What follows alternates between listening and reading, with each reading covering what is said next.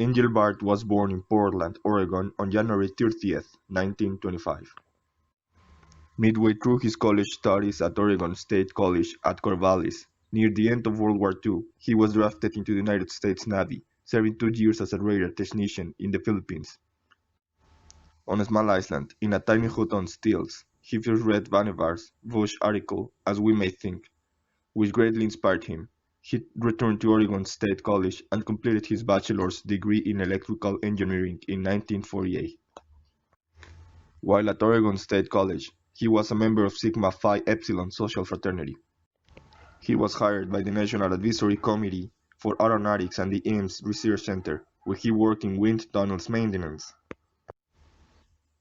In his off hours, he enjoyed hiking, camping, and folk dancing. It was there he met Ballard Fish, who was just completing her training as an occupational therapist. The two married on May 5, 1951, in Portola State Park. Soon after, Doug left the NACA to pursue a PhD at UC Berkeley.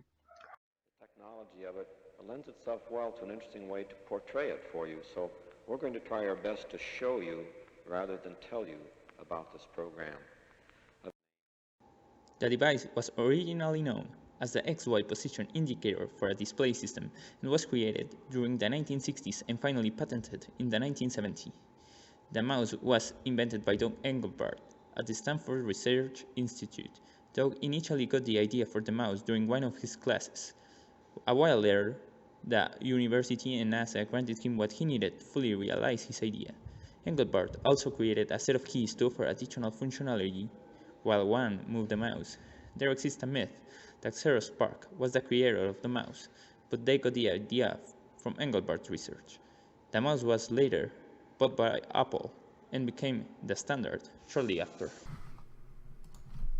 The importance of the creation of the prototype of the mouse and keyboard is truly huge.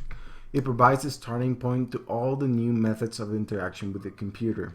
Since the beginning, the keyboard has become a fundamental way of communication with computer systems. And after a while, when the mouse was introduced, the mouse also became an important tool to furthermore simplify computer navigation. All that is still relevant to this day. Any computer system uses this or a derivative of these principles, such as virtual keyboards, touchpads, or touchscreens. Without this background, the way we navigate computers could possibly be very different from today.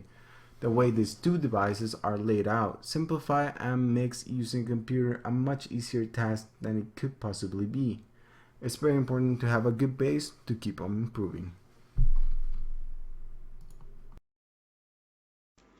What if the mouses weren't invented? How could we work in computers nowadays? I think computers will be only used by masters in programming sciences. Regular people probably won't have the minimal knowledge to know how to operate them, because all the processes and programs will be launched from commands on keyboard. In fact, one of the most important changes in computers was the mouse, because it let the user take the control in an easier way than typing commands. Also, without a mouse, probably much of the actual software couldn't be possible. For example, video, audio, and photograph edition, video games, and web surfing as we know today. For our process of selection of the milestone, we decided to talk about one that has not only created impact, but it still has relevance today. For that reason, we decided to choose the first prototype of keyboard and mouse by Doug Engelbart, because it represents the creation of something that's still being used nowadays. The keyboard, just as the mouse, are essential components that allow the interaction between humans and the computer. Such elements have represented significance in the creation of future components that motivate the interaction between both human and computer, such as the touchscreen and the voice commands. Furthermore, it represented the end of complicated commands executed through some kind of keyboard without many keys.